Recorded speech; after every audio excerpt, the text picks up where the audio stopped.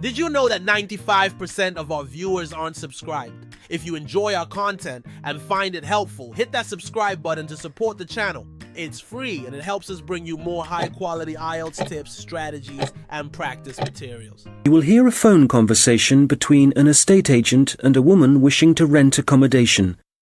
First, you have some time to look at questions 1 to 10. Fairfield Rentals, Andrew Williams. How can I help you? Oh, hello. I'm calling from the UK. My family are moving to Canada early next year, and we're hoping to find somewhere to rent in Fairfield for the first 6 months while we settle in. Right, I see. Well, let's get your details. Yes, my name's Jane Ryder. Okay, Jane. And can I have a phone number? The best number to get you on. Well, that'd probably be our home number. So, 0044 for the UK, and then it's 208 613 2978. All right. And an email address, please, so we can send you out all the information and forms. I think it's best if I give you my husband's email. He's sitting in front of a computer all day, so he can print stuff off and get it back to you sooner than I could. It's richard@visiontech.co.uk. I'll just spell the company name for you. That's VISIONTECH.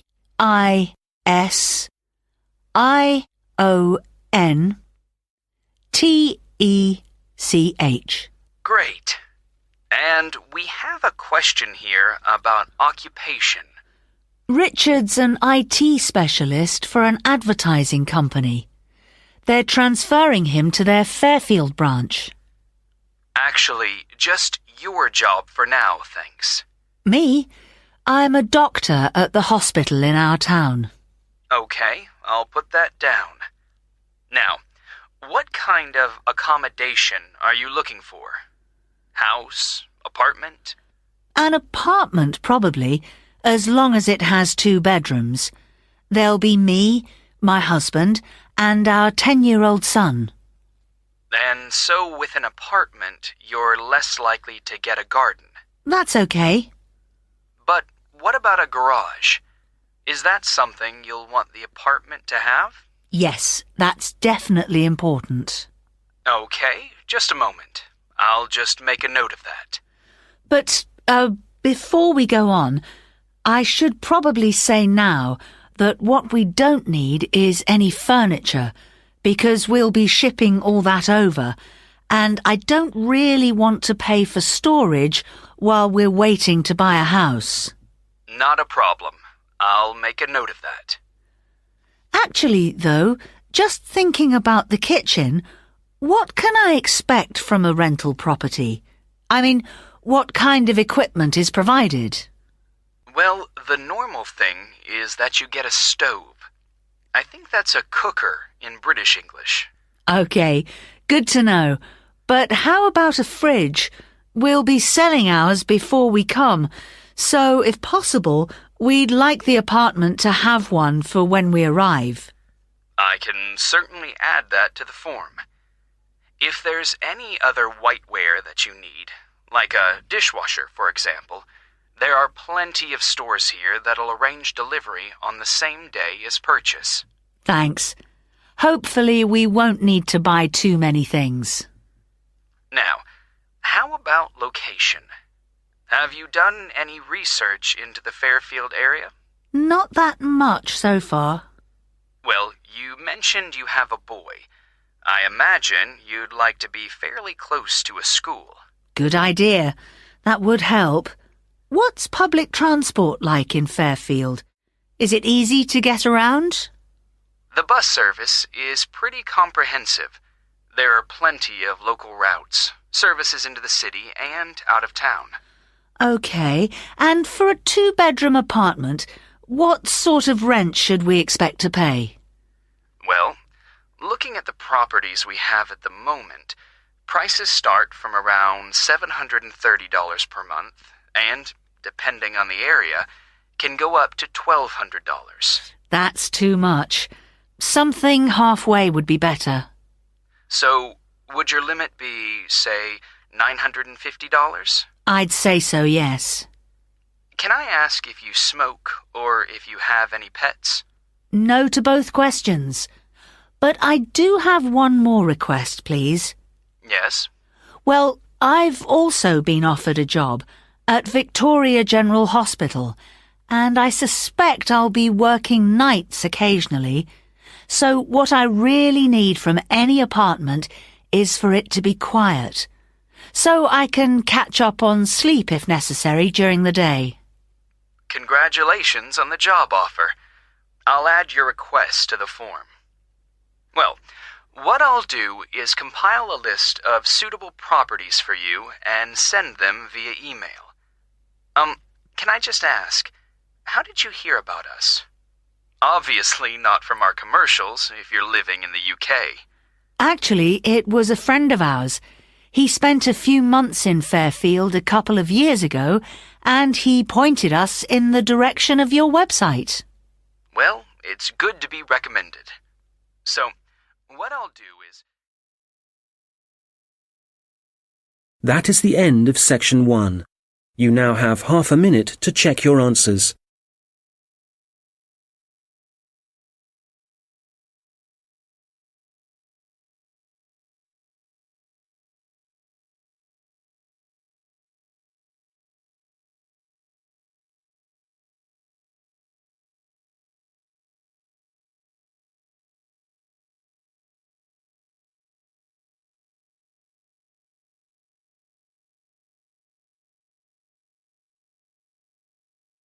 Now turn to section 2. Recording 60. You will hear a police officer giving advice on protection against local crime. First, you have some time to look at questions 11 to 15. Well, good afternoon. I'm Constable James MacDonald, and as you may know, I'm the community police officer for the local area. That means that, as part of my job, I try to get out in the community as much as possible, talk to the people that live in this neighbourhood, people like yourselves, and make sure there's an effective level of communication between the public and the police, hence the reason for this meeting. There have been several burglaries in the area in the last few weeks, and I'd like to talk about ways you can keep your home and property safe. So I'd suggest that a good way to start is by talking to your neighbours and exchanging contact details with them.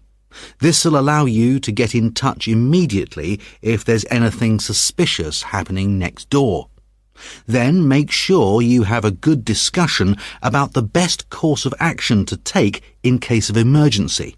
Make sure everyone is clear about what to do and who to call.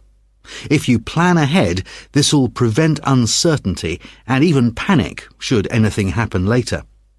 Another thing that I would advise you to do is always leave your radio playing, even when you go out. And if you keep your curtains closed, burglars are less likely to try and break in because they can't be sure whether someone's home or not. Now, none of us want to be in the situation where we can't get into our own home, but do take time to think where the best and safest place is to leave your spare keys. Putting them under the doormat or anywhere near the front door is just asking for trouble. You'd be surprised how many people actually do this, and it makes life really easy for burglars. All these things will help keep your community safe and will cost you nothing. However, if you are going to spend some money, what I'd recommend more than anything else is that you invest in some well-made window locks for your house. This will give you peace of mind. Before you hear the rest of the conversation, you will have some time to look at the questions 16 to 20.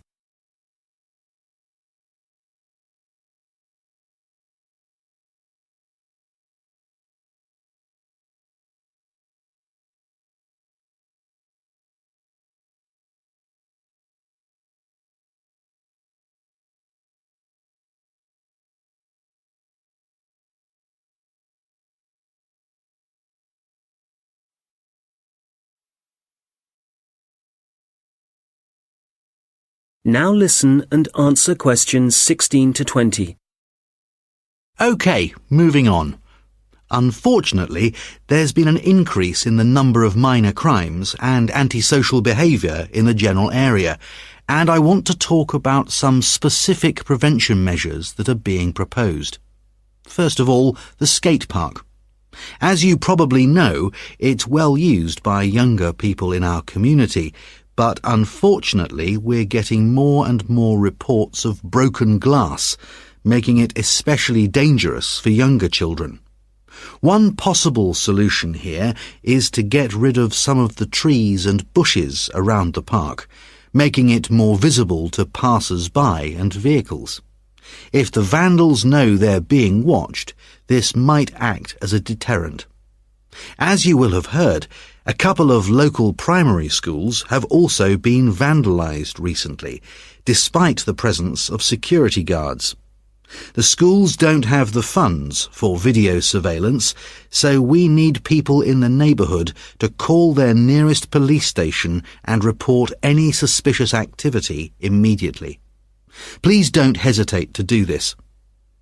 I expect most of you are familiar with the problems facing Abbotsford Street. It seems that no amount of warning signs or speed cameras will slow speeding drivers down. I'm happy to say, however, that the council have agreed to begin work over the next few months to put in a new roundabout. What else? Oh yes, the newsagent and the gift shop on Victoria Street were both broken into last week, and although no money was taken, the properties have suffered some serious damage. Access was gained to these shops through the small alleyway at the back of the properties. It's dark, and as you can imagine, no one saw the thief or thieves in action. So we've been advising shop owners along there about what kind of video recording equipment they can have put in. We'll then be able to get evidence of any criminal activity on film. The supermarket car park is also on our list of problem areas. We've talked to the supermarket managers and council authorities, and we've advised them to get graffiti cleaned off immediately and get the smashed lights replaced. If you don't deal with this sort of thing at once, there's a strong possibility that the activity will increase and spread, and then it becomes... That is the end of section 2. You now have half a minute to check your answers.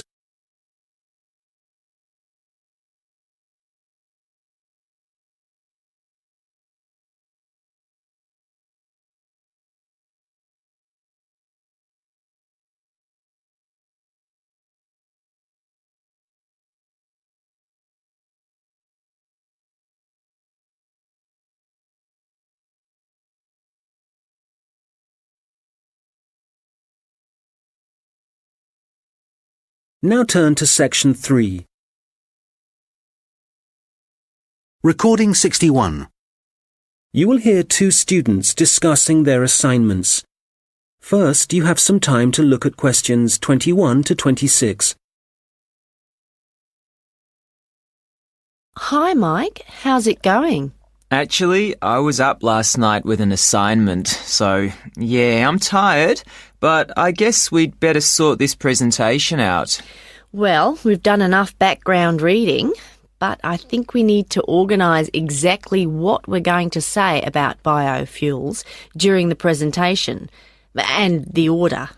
I thought we could start by asking our audience what car engines were first designed to run on.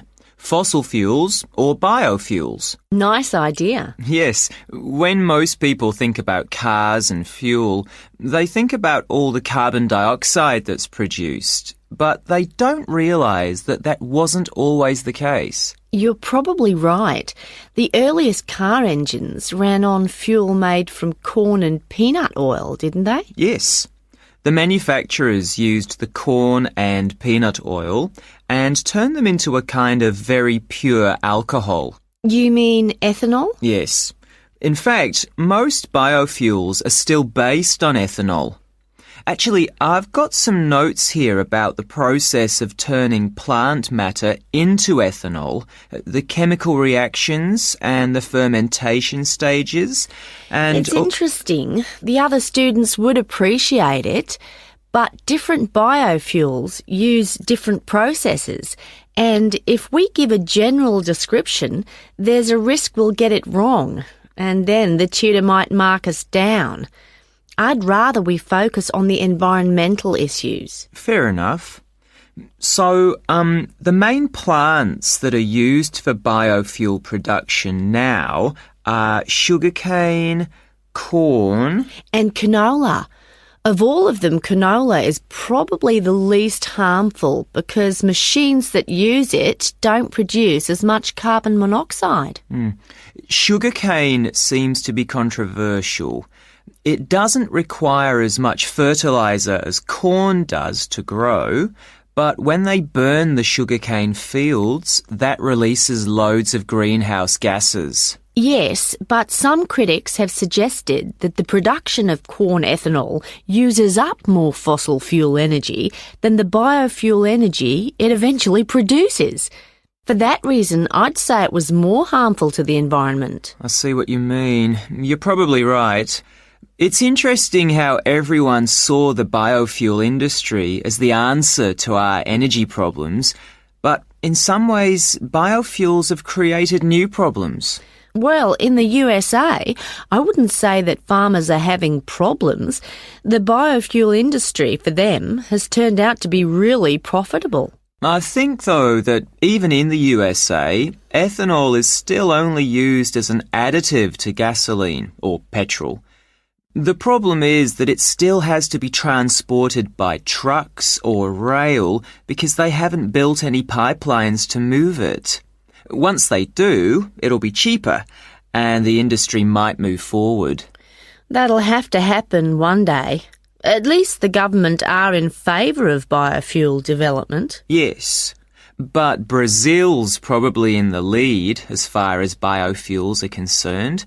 They've got to the point where they don't need to import any oil now. Which is great. And the industry in Brazil employs a huge number of people.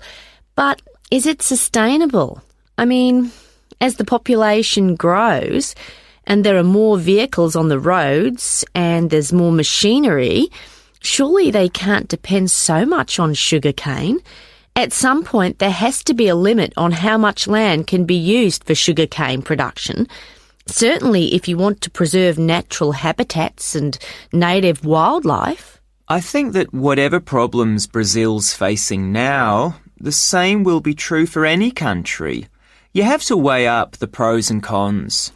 Well, we probably won't see an increase in biofuel use. I mean, they won't replace fossil fuels until we can find ways to produce them cheaply and quickly, and with less cost to the environment. Making sure they require minimal energy to produce. Exactly. And in a way, that means they have to cost less than fossil fuels, certainly when you're filling up your car. Yes, and whatever other kind of engines use fossil fuels at the moment.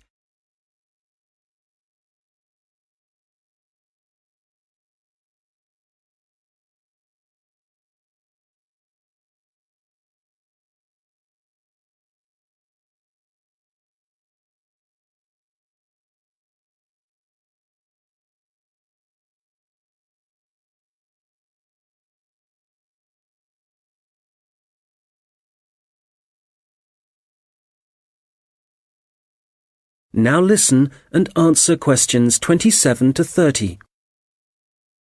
All right, so in the last section of the presentation, what problems are we focusing on? Well, we've already had a look at different types of pollution in the first section, so we can leave that out. But the biggest issue related to biofuels is that land is now being used to grow biofuel crops, and that's contributing to global hunger. Indeed. It doesn't seem right we're using corn to run cars when people can't afford to buy it to eat. Yes, let's talk about that. The other thing is that in some countries, the way that biofuel crops are grown and harvested still produces a great deal of pollution, really damaging to the atmosphere. OK, that's definitely an issue we should look at. Let's not finish on a negative note, though. Why don't we talk about the potential new sources of biofuel? So rather than corn and sugarcane, what other plants could be used? Good. Some companies are exploring the possibility of using wood and seeing how that can be used to make ethanol. Yes, and algae is another possibility. You can grow it in any water and it absorbs pollutants too. I read that. And grasses, they're another plant that researchers are investigating as a biofuel. And these kind of plants aren't used as food, which is why... That is the end of section 3. You now have half a minute to check your answers.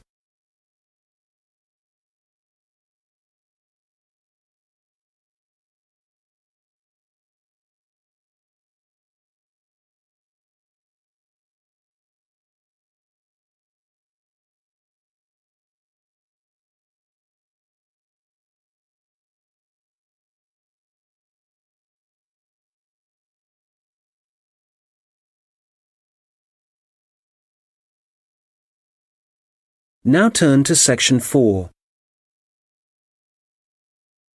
Recording 62. You will hear a lecture about how technology affects human interaction. First, you have some time to look at questions 31 to 40.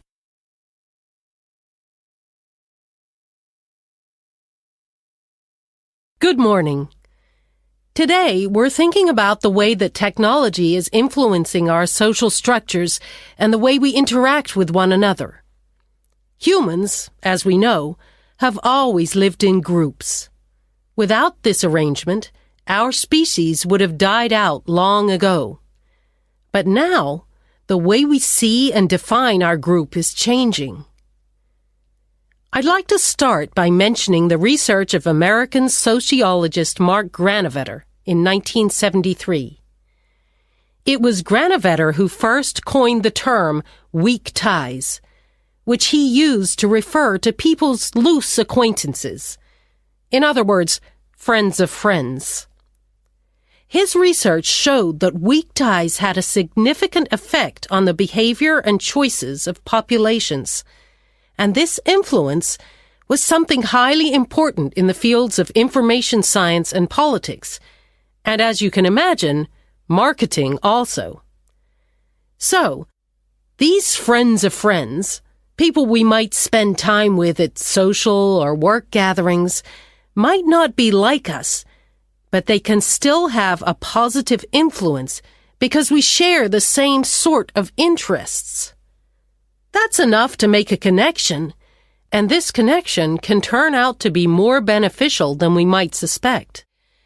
An example of this, an example of how the connection can influence us, is when our weak ties get in touch and pass on details about jobs they think might be suitable for us. Well, since Granovetter first came up with this theory, his work has been cited in over 19,000 papers. Some of these studies have looked at how weak tie networks are useful to us in other ways. And one thing that seems to improve as a result of weak tie influence is our health.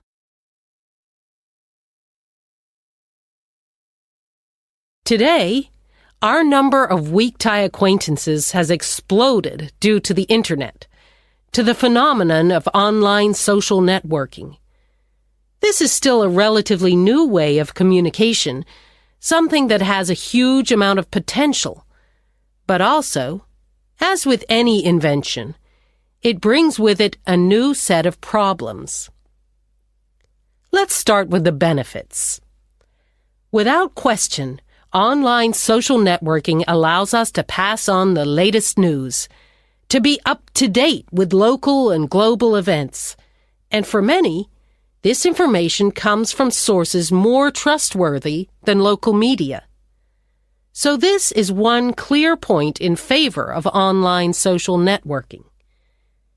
I know that it's also being used by students as a means of increasing their chances of success in the way that lecture notes can be shared and ideas discussed.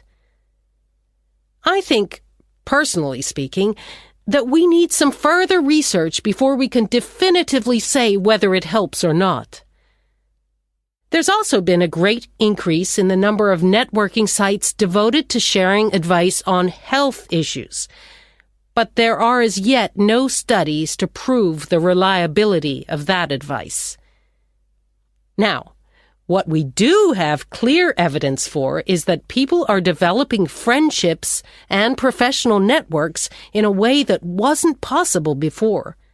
The process is faster. I'm not talking about quality here, but simply that they exist. And it's debatable whether the number of online friends that you have increases your level of self-confidence. That's perhaps an area of research some of you might be interested in following up. Turning to the problems, there are any number of articles connecting online activity to falling levels of physical fitness. But it's too easy to blame the internet for our social problems. The poor grades of school children are also frequently linked to the time spent on social networking sites. But it would be naive to believe there are no other contributing factors.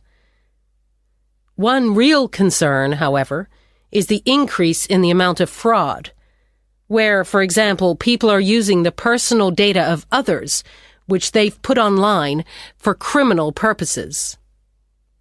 This kind of activity seems likely to continue.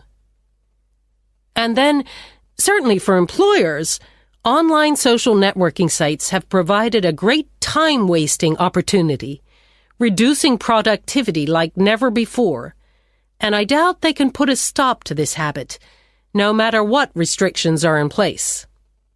We'll come back to these issues in a minute, but I'd like to say something about the theories of Robin Dunbar, an anthropologist at Oxford University. Dunbar has found that the human brain has evolved in a way that means we can only give real attention to a particular number of people. 150, apparently. So, for example, if the number of friends on your online network is greater than that, according to Dunbar, this would imply the relationships are only superficial. Dunbar is not against online relationships, but he maintains that face-to-face interaction is essential for the initial creation of true friendship and connections. He's concerned that for young people, if their only experience of forming relationships is online, this doesn't allow them to form the ability or acquire the strategies for maintaining relationships. For example, in situations where negotiation or diplomacy is required, or where it's essential for